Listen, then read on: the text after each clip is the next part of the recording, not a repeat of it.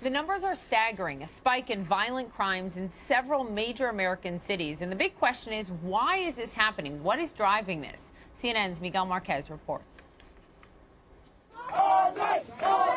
Protest and rioting in Baltimore and Ferguson. Anti-police demonstrations from New York to California.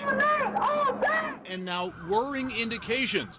Violent and deadly crime in some places on the rise.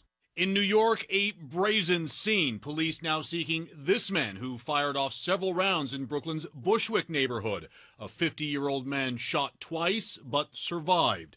And one of the nation's latest murders this weekend, a 23-year-old from the Bronx in New York. I saw the brother on the floor with a big hole in where his heart should have been, just pumping blood. Police grappling with increased crime, worse in places like Baltimore that has seen so much protest and violence in recent weeks. The month of May in Baltimore, the deadliest in 40 years. In Houston, murders up 45% year to year. In Chicago, where total crime is down, murders and shootings up. In New York, where crime overall is also down, murders up nearly 20%. In Milwaukee, says the Wall Street Journal, murders up a staggering 180% this year. The paper also says in Los Angeles, crime is down, but in the South Central precinct, shootings up 100%. And in St. Louis, next door to Ferguson, Missouri, the Post-Dispatch reports 70 homicides this year. That's up more than 30%. Peter Moskos is a former Baltimore cop and current professor of policing. If there's a national mood that starts to see police as the bad guys, the police as the enemy responsible for these problems, it makes it a hell of a lot harder to police. One way that cops deal with that is they stop policing those people. One example, New York City has sharply limited the controversial police tactic of stop and frisk. At its height in 2011, nearly 700,000, mostly black and Latinos, stopped and searched. So far this year, just over 11,000 total. But gun crimes in New York now up. Are increases in gun crimes tied to a sharp decrease in stop and frisk? It's entirely possible that stopping hundreds of thousands of people, which has moral and constitutional and legal questions, but it's quite possible that it has a strong deterrent effect on people carrying guns. If we give that up and people start dying again, then we have to come up with a plan B. Miguel Marquez, CNN, New York. Let's talk about this. I'm joined now by Milwaukee County Sheriff David Clarke and also retired Los Angeles Police Sergeant Cheryl Dorsey. Thank you both for being here. And Sheriff Clarke, let me begin with you. You heard it in Miguel's piece. Violent crime is on the rise in a number of big U.S. cities. Your city, Milwaukee, murders up 180% from a year ago. Some critics say, as you just heard in the piece, the police are afraid to do their job in some cases. Do you buy that? Not at all. You know, the police are damned if they do, damned if they don't. It's always the fault of the police. In the city of Milwaukee, it's the manifestation of this failed social engineering experiment that's masqueraded itself as sentencing reform, prison reform, criminal justice reform. I've been predicting this for years, where a revolving door has been created on the justice system where the police arrest career criminals, violent career criminals, get them into the system, and the system spits them back out into these depressed areas, into these struggling areas to reoffend and commit more crime. You couple that with the fact that there's less assertive, less self-initiated and proactive policing because of the constant bashing, and that's why we're seeing what we're seeing today.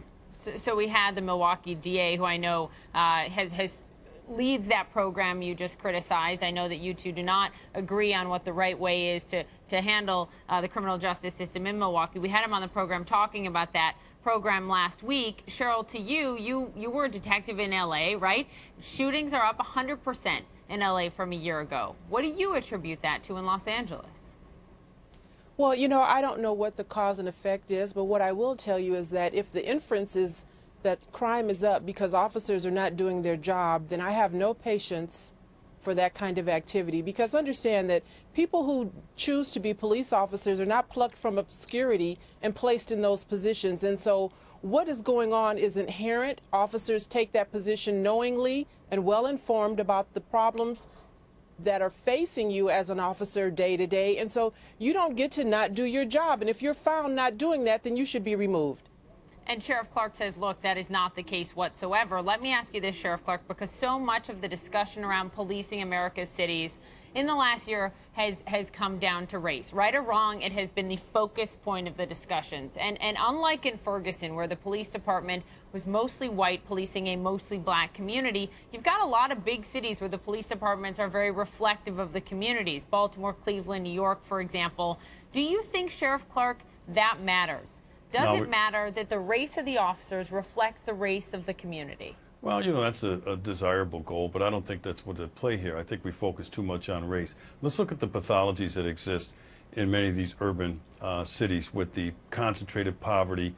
People can't find meaningful work, failing schools, father-absent homes. And I'm not saying those cause crime, but those conditions lead to the rise of the underclass. And what we're seeing in these areas are underclass behaviors. So we can continue to focus on the police if we want, but transforming the police is not going to remove those pathologies that exist in those areas. And, what do you mean underclass behavior? What do you mean, just for our viewers, underclass behavior?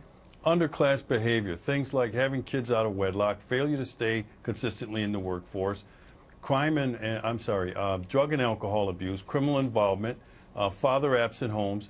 Those are some of the behaviors that black subculture behavior in many of these American ghettos that I'm talking about. Those are underclass behaviors. Those things are on the rise because the underclass is growing in these American ghettos. Cheryl, is that a fair assessment, do you believe, talking about having children out of wedlock?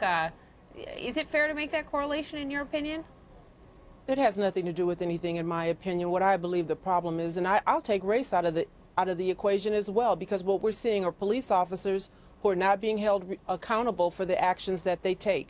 They're drunk with power. Police departments circle the wagon, and they shield these officers from any liability. I promise you, if police officers who are errant and who are taking the lives of people inappropriately are held financially responsible, personally responsible, this stuff will stop yesterday. Final word, Sheriff Clarke? Well, you know, we can continue to blame the police if we want. You want to throw out some anecdotal references. I want to see the evidence to support the claims that the police aren't doing their jobs, that the police are out there committing crimes and engaged in racist practices. Show me the research and the data to suggest that, and we can have that discussion. We can continue to come down on the American police officer if we want, but I'm not going to allow that to happen, because if we don't go into these communities, and I'm push back against this notion that the American police officer has quit on their cities. That is not the case. Not the police officers I know. If it weren't for the American police officer, who else is going to go down into these areas, into these untenable situations, these impossible situations, to protect the lives of everybody, including black people? So, you know, we can continue to harp on the American police officer we want. That is not the problem in the American ghetto. It is failed liberal urban policies. Certainly a lot more to debate here, guys. We'll have you back on soon.